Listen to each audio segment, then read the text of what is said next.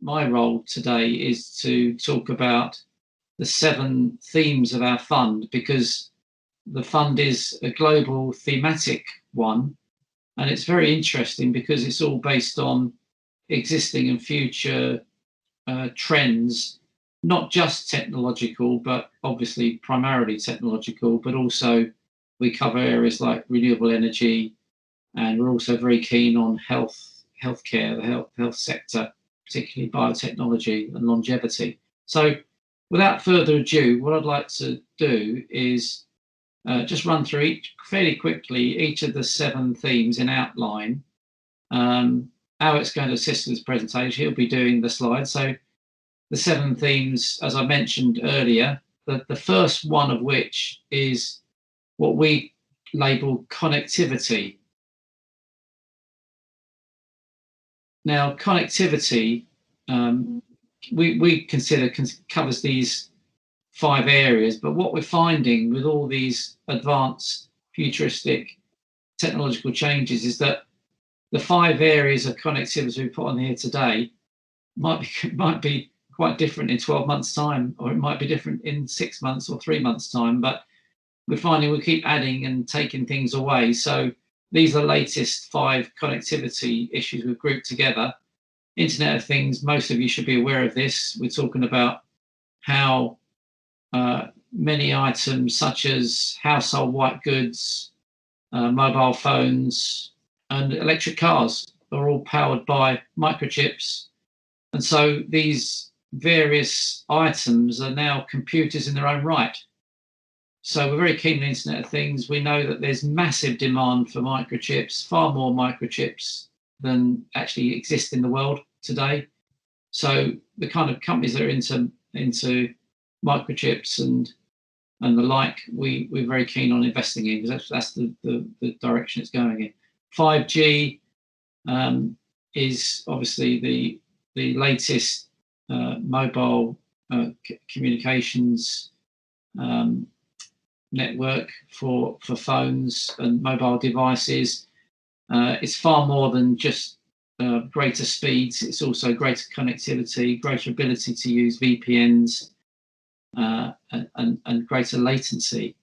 Cloud computing, everything's moving towards the cloud, which of course is only metaphorical. There's no such thing as a computer in the cloud, of course, but this is talking about saving your data to these various data centers in the world, where you're saving your data rather than saving to your own hard drive, and lots of apps now are accessible in the cloud, and it's enabling computing to be done simpler and in many ways cheaper, really, these days. Cybersecurity, we think, is a big issue. You always hear about hacking, and it seems to me that no matter how great the company, how great the security, there's always cyber security threats. And we all hear about the Russians' involvement in the US elections.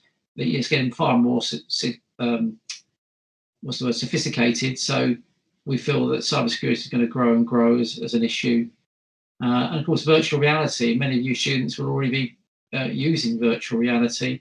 We think that's going to get much bigger in the future, and the whole world's going to be pretty much a virtual reality world. And already we're seeing a lot of this effectively in gaming. I think you could call it virtual reality almost, couldn't you?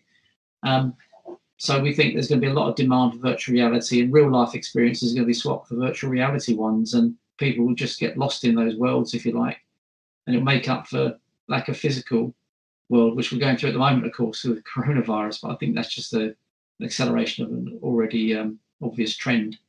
So that's connectivity. Longevity. We've grouped various areas of healthcare, I would say, under the subject of longevity. It's been estimated recently that the average life expectancy in the West will go from about age 80 to age 120 in the next 20 years. You lucky students, being very young, will benefit from that. I won't be so lucky.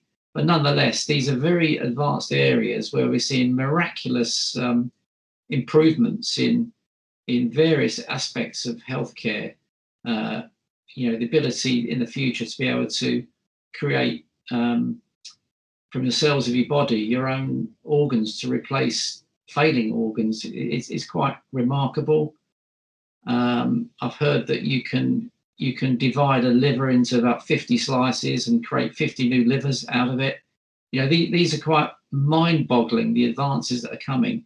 There's even been said by somebody I do respect, who's very understanding of the sector, that the first person to live to 1,000 years of age has already been born. Quite remarkable, I think you'll agree. So let's move on to the next theme. Next thing, we call it payment processing, but really it's fintech, which stands for financial technology. So all things that that make up the fintech sector, and we just listed some that we're particularly keen on. E-wallets, so e-commerce, so the digital age of digital money or cryptocurrency is already upon us. And I personally think that the reserve currency of the world will eventually no longer be the dollar. It will be some form of digital currency. In what shape or form it will be, I don't know. It probably won't be Bitcoin, but it could be one of these so-called stable coins, which are digital coins like the Chinese digital yuan, which is their currency, which is the Chinese government has created. There'll be some kind of digital currency that will take over the world. Blockchain, that you hear a lot of news about cryptocurrency and crypto assets such as Bitcoin, but you don't hear as much about blockchain. But of course, all the fuss about cryptocurrencies because it's all revolves around the blockchain, which is this digital ledger, which is going to transform the world. The ability to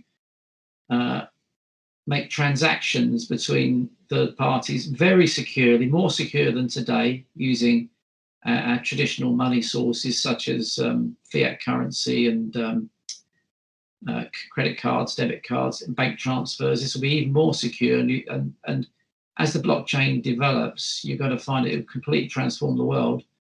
And you'll be able to, lots of middlemen will be cut out of transactions, and the cost of transactions will come down dramatically.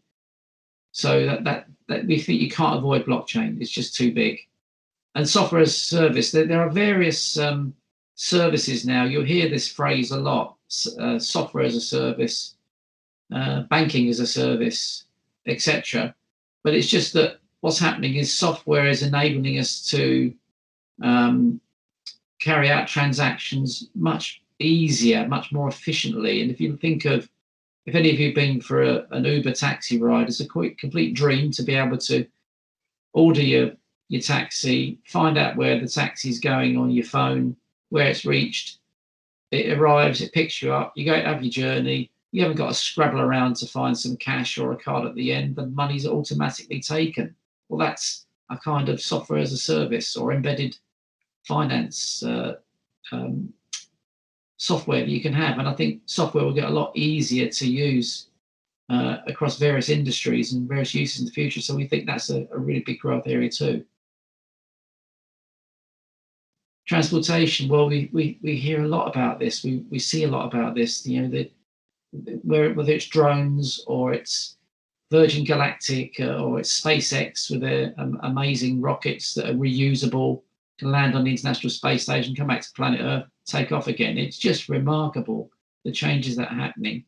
And also the amazing advances in road transport, by which I don't just mean cars. We're talking about lorries, and in fact, it goes beyond just roads. We're also talking about trains, aren't we? The Hyperloop, you may have heard of. And the flavour of the month at the moment is battery, but you can't ignore hydrogen and maybe some other areas that might become very big in the future. So the transportation hasn't really dramatically changed in my lifetime, but in the last few years, we're starting to see enormous changes, and companies are getting really heavily into all of this now. And we think it's a very exciting, big growth area, really one we're very keen on. Automation, well, there's a whole host of things that come under this heading. We've only listed 3 here because we feel that robotics, well, you can't deny it is increasing hugely. And by robotics, I don't necessarily mean robots as such. Because when you think about it, a lot of things in our lives are effectively robots. When you go to the supermarket and you go to that automated till, where you scan your own items, that is in effect a robot, isn't it? When you think about it, or to a cash point machine, which have been around for a very long time, about 50 years, I'd say. What are they other than the replacement of a human being? So they don't have to be a robot that walks and talks like a robot. Um, so there are many, many ways in which this automation is going to completely transform our lives, with the expectation that artificial intelligence will overtake human intelligence probably in the next 20 years. Then our lives will become a lot easier as long as we can control the robots, because I wouldn't rule out a Terminator type Arnold Schwarzenegger scenario in the future. Many people much more gifted than me have predicted that could happen. So there's a real threat as well. But on the whole, I expect it to be very positive, the advent of robotics. Although it will mean we won't have to have the 5-day-a-week, 9 to 5 type of job anymore. In many ways, that'll be great, because it'll be a great leisure time we'll be having. 3D printing is massive, of course. You've got many, many uses of 3D printing, particularly from small items to huge. I mean, you'll be able to just make your own tools in your own, or your own cutlery, for example, in your own house. It's when you might run out of some knives and forks, just print your own, as long as you've got the material to print it with. In China, they've even built 3D printed 3D houses. Can you believe it? This does happen. And China, of course, is the home to the first ever completely robotic restaurant. And when I say completely robotic, we're not just talking about the robots that serve you. We're also talking about the cooks. There is a restaurant in China which serves 200 different Chinese dishes, and it's all automated, all run by robots. It's quite an incredible change, and I think that is another big growth area you can't avoid. So we want to invest in those areas of automation. Next area, renewable energy. Well, we just listed 3 there. I'm sure there are others we could use, but the march towards renewable energy is just unstoppable. The age of fossil fuels is going to die out, isn't it? It's not good for the environment.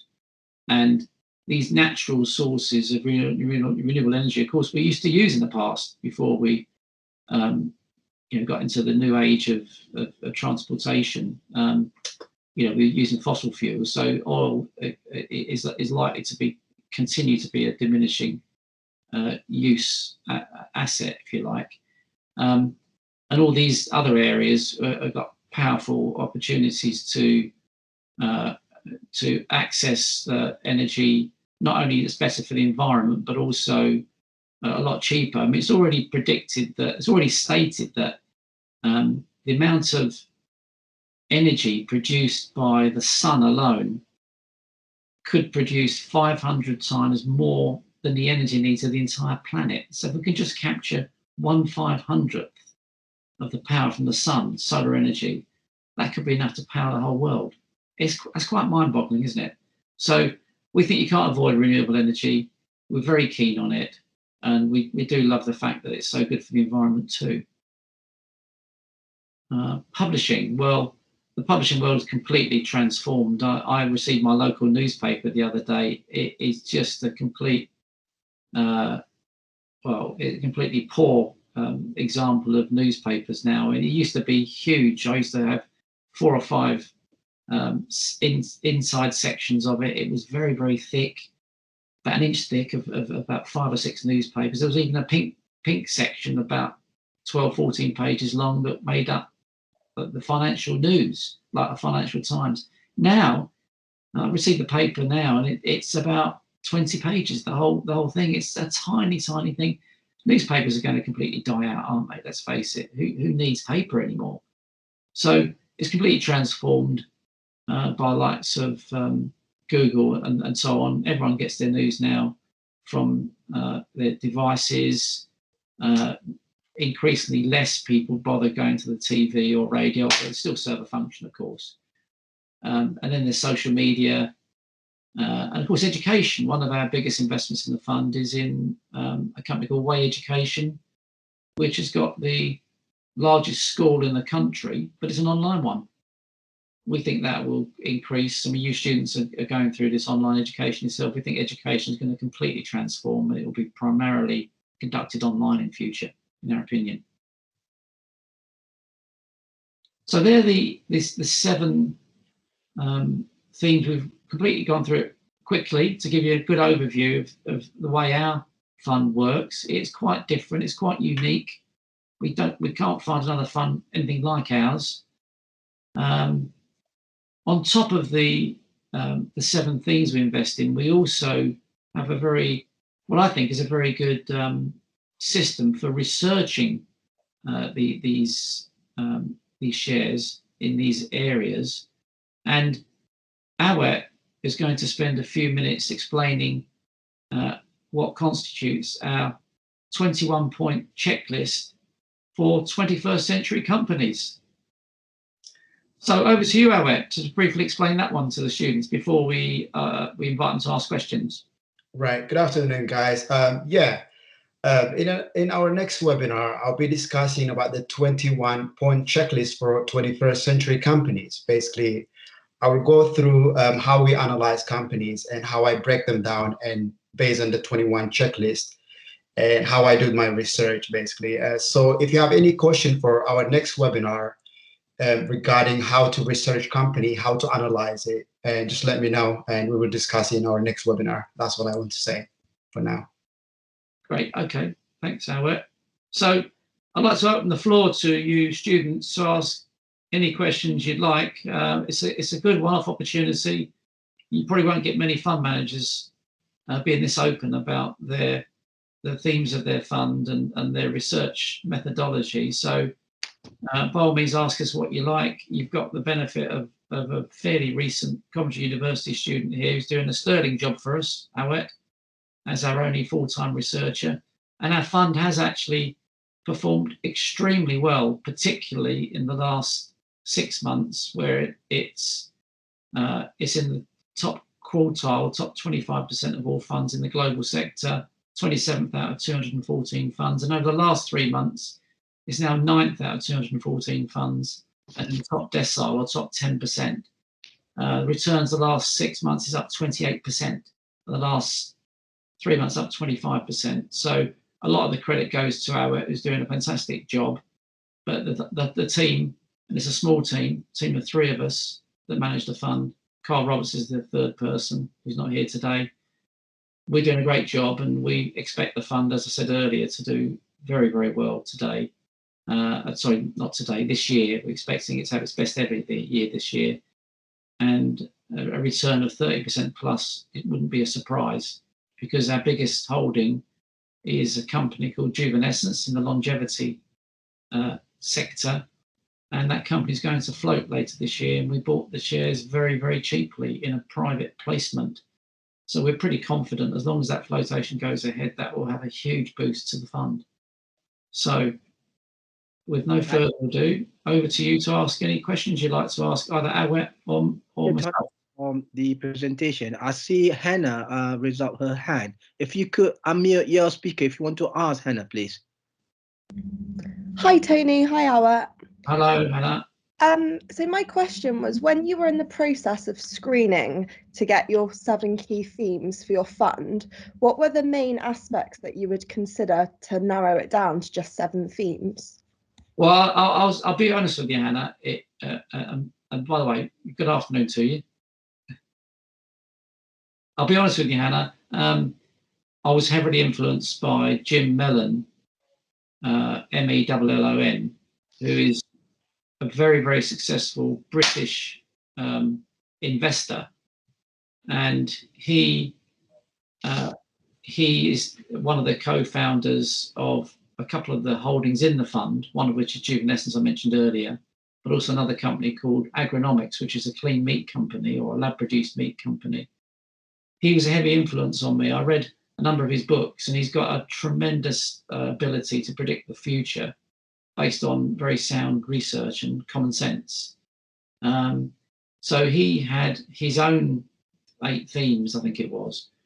We unashamedly did borrow his themes to start off with, but we've developed it since then, and we've added some themes and modified some of the themes that he had, because, as I say, it's fast moving. There's areas that we don't even know about yet that are going to come in. For example, space is only the most recent additional sector to our theme. So Jim believes these themes are the themes of the future. These are the futuristic trends. These are where the greatest growth opportunities are. And we agreed with him. You know, this was a man who wrote a book in 2005 predicting the financial crisis that came in 2008. You know, that's just one of many, many predictions he's got right. Just very sound research, sound logic, and tremendous futuristic insight. So that's where the influence came. We do read other books, and we do follow other investors, and we do make our own decisions too. As you say, we've matured as a company. I hope that helps answer your question, Hannah. Thank you. Yeah, that was really interesting. Would you say that it was him then that inspired you to make your own fund, or was it something else that made you want to create your own fund? I wouldn't say it was Jim that inspired me to create my own fund. I think what we did was quite unusual, because we're what I'd call a boutique-sized firm of independent financial advisors. There's less than 10 of us in the organisation. I just got increasingly frustrated with poor returns from fund managers, on the whole, poor return. And I think I was, what's the word? I was bold enough to think I could do better than these big companies. There's been a lot of damning reports about fund managers by the FCA, the regulator. There's lots of tricks they get up to basically fleece the investor. I'm not saying they're all bad, but many of them are very, very, very poor practices. And I thought, let's do something better than that. Let's invest and to really do our best to get the best returns for clients, and do it in an ethical way. Hence our interest in renewable energy, for example. And we won't invest in sectors that are poor sectors for consumers, such as arms and drugs, nicotine, alcohol. I wouldn't say we're an ethical and environmental company as such, but we certainly adhere to what's called PRI, the Principles of Responsible Investment. So we're an ESG company, I suppose. And although we're ethical and environmental, I wouldn't say we're an out-and-out ethical or environmental fund as such. But I mean, I do get proposition to invest in marijuana companies sometimes, because marijuana is actually legal in some countries. But unless it's being used purely for medicinal use, if it's available for recreational use, we just won't invest in it. I just believe we're in an age where you've got to do the right thing. And I want to do the right thing anyway. I don't want to be profiteering at someone else's expense. Now, I'm not saying we're perfect, but I think we're certainly moving the right direction. And I think that's the direction of travel anyway. And I think the world is changing. I think in the future, you're going to have less, ruthless companies just in it for themselves, and much more companies that are doing the right thing to help everybody in the world and help the planet. Because at the end of the day, you youngsters want this planet to survive, don't you?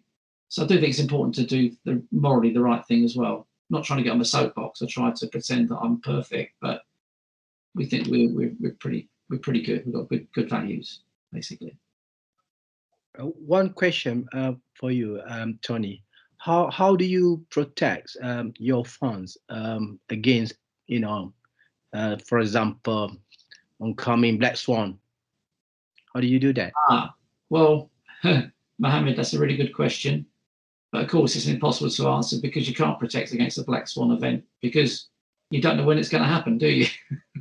Yeah. I mean, in terms of your portfolio, do you some of the derivative hedging kind of thing? Good question. It's a really good question, Mohammed. Of course, you hit the nail on the head there. This is my major frustration about fund management. There are so many restrictions imposed by the FCA that those techniques to protect the downside of your fund are pretty much not available within this type of fund, within an OIC or a unit trust. There are many protections for investors. There's a lot of safety investing in terms of the security of your money. It's remarkable, the protection, because of course you've got the investor compensation scheme. So each fund manager, such as ours, has 85,000 investor compensation for the investor invests in it. So if you invested in the fund and you lost your money, you get it back. You've got this protection. But also, every fund like ours has to have what's called a custodian. So the money you invest in our fund isn't invested in your name, it's invested in the name of a custodian, which is typically a big bank, and our custodian is Royal Bank of Canada. We chose that bank because Canadian banks in the developed world had the best performance, the best reputation, the least damage during the great financial crisis. They're very conservatively run. So what that means is that if the fund went bust, the money can't be touched by us as fund managers, because all the units are registered in the name of the custodian. That's what gives you great investor protection. In terms of investing protection against the downside with markets and black swan events as such, very difficult really, but all you can do is invest in the sectors, the areas where you think you've got the greatest growth potential. And if you're diversifying by not having all your eggs in one basket, just one theme or just one company, we're investing in about 35 companies across 7 themes. And if you take into account the sub themes, there's probably about 20 in total. So that's a huge amount of diversification. And I would say our fund is safer than most, in the sense that we're investing in all the big growth areas. Now, the regulator, in their infinite wisdom, makes us describe it as a higher risk fund or above average risk fund. But what they mean is, in terms of volatility, when we talk about risk, we don't mean the risk of losing your money, because the risk of losing your money is very remote.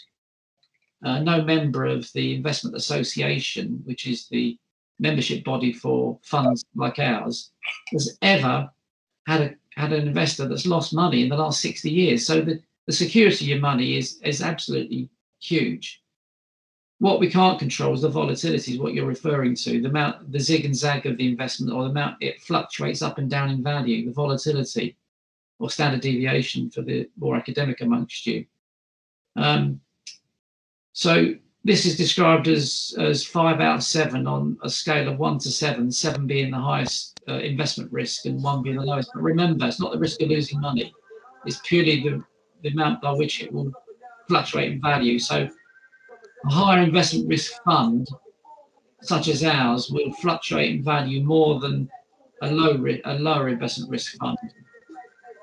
But also, perversely, the higher investment risk funds over the long term get you the best returns historically as well. And that's what we're discovering here. So as long as you accept more volatility than in a very low investment risk fund, then potentially your returns will be greater. Certainly have been historically. Does that help answer your question? Yeah. Thank you, Tony. If you want to contact us after the webinar, all right, more than happy to go on our website, Minerva Money Management, or our financial advisor site, Wealth and Tax Management. You can find it by a Google search. You'll find our contact details there, or go via Mohammed to ask any questions, because you're bound to think of something after the event. Right. And thank you for your attendance today. I hope you enjoyed it. I certainly did, and I'm sure Howard did. I did, yeah. Thanks for your time. Thank you. Thank you very much. Thank you very much, Howard, for the time. All right, thank you, guys. Welcome.